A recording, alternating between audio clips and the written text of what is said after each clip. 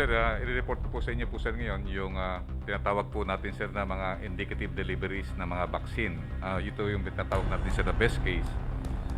Unang-una po sir yung COVAX. Nag-expect po tayo ng 3.5 million po na vaccine galing po sa COVAX. Ito po sa AstraZeneca at saka sa Pfizer. And then meron po tayong darating na na 600,000 na donation plus yung ating procurement this coming March na 1 million from the DOH. So kung makita po natin na Mr. President, talagang manipis po tayo sa sa first quarter kasi total lang po niyan is 5.1 million. Kaya po talaga pong tayo po ay nagkakaroon ng negotiation with the British government and also with China and also with the India and also with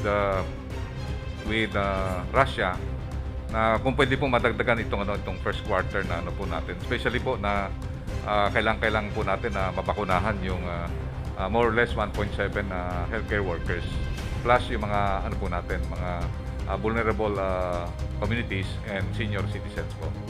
So ito po ang medyo talagang malaking problema po natin dahil po talaga yung sa global demand napakababa po ng ating supply sa first quarter.